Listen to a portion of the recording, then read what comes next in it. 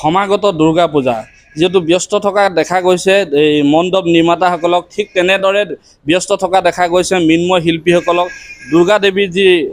প্ৰতিমা সেই প্ৰতিমাৰ অন্তিম পৰক দিয়াত তেওঁলোক ব্যস্ত থকা দেখা গৈছে মই বৰ্তমান উপস্থিত আছোঁ নুমলীগড় কাষৰীয়া কানাইঘাটৰ এখন পূজাস্থলীত যেহেতু ক'ব লাগিব 97 বছৰ অতিক্ৰম কৰি এবাৰ 98 বছৰত ভৰি দিছে এই পূজাস্থলীত মই সম্পূৰ্ণ পৰিৱেশটো সহযোগে দেখাব আসলে এটা কথা ক'ব লাগিব যেহেতু এই মই কানাইঘাটৰ যি পূজা মণ্ডপ এই পূজা মণ্ডপতে উপস্থিত আছোঁ আৰু এই মণ্ডপতে এই যি দুৰ্গা দেৱীৰ প্ৰতিমা ভাগ ইয়াতেই আচলতে মৃন্ময় শিল্পীসকলে নিৰ্মাণ কৰিছে তেওঁলোকে এনেধৰণে সুন্দৰভাৱে নিৰ্মাণ কৰা দেখা গৈছে খুব এটা সুন্দৰ দৃশ্য যেহেতু এই যি কানাইঘাটৰ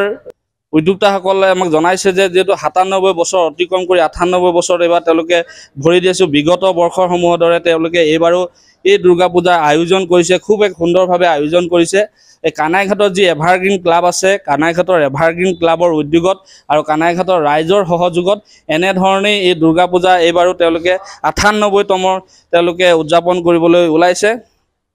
মোৰ সহযোগী সম্পূৰ্ণ দৃশ্যত দেখাব এনেধৰণে এই পূজা মণ্ডপতে স্থায়ীভাৱে তেওঁলোকে এই যি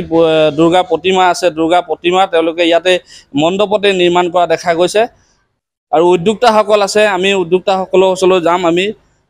মোৰ সহযোগী সম্পূৰ্ণ দৃশ্যটো দেখুৱাই আছে এনেধৰণে আচলতে মণ্ডপ সজোৱাত ব্যস্ত হৈছে আৰু যি দুৰ্গা প্ৰতিমাৰ প্ৰায় বনাই সম্পূৰ্ণ হৈছে বুলি ক'লেও বেয়া নহ'ব আচলতে এই উদ্যোক্তাসকল আছে কানাইঘাটৰ যি এভাৰগ্ৰীণ ক্লাবৰ উদ্যোক্তাসকল আছে আমি তেখেতসকলৰ সৈতে কথা পাতিবলৈ চেষ্টা কৰিম আমিতো এবাৰ 98তম দুৰ্গা পূজা অনুষ্ঠিত কৰিম 97 ইতিমধ্যে অতিক্ৰম কৰি গ'ল আৰু আমি 1999 চনৰ পৰা আগতে ৰাজহুৱাভাৱে হয় 1999 চনৰ পৰা আমি কানাইঘাট এভাৰগ্ৰীণ ক্লাবৰ উদ্যোগত আমি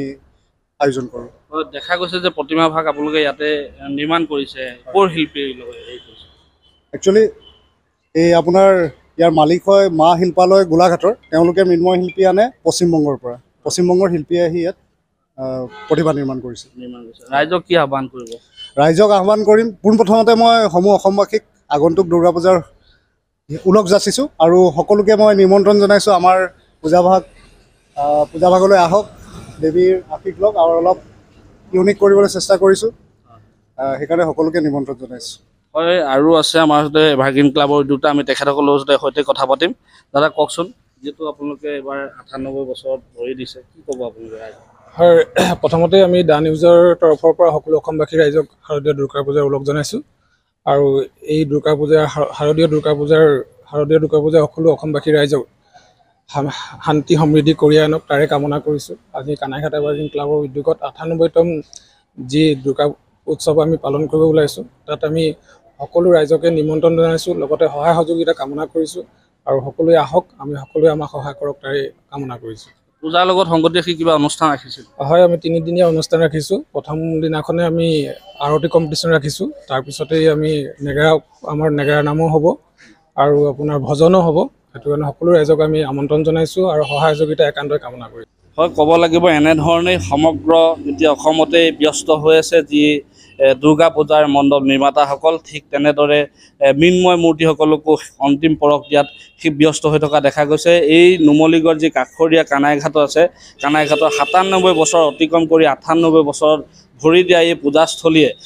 যিহেতু খুব উলহ মালৰে উদযাপন কৰিব লাগিছে বুলি ক'ব লাগিব খুব এক সুন্দৰ আয়োজন হৈছে বুলি ক'ব লাগিব যিকোনো খবৰৰ বাবে যোগাযোগ কৰক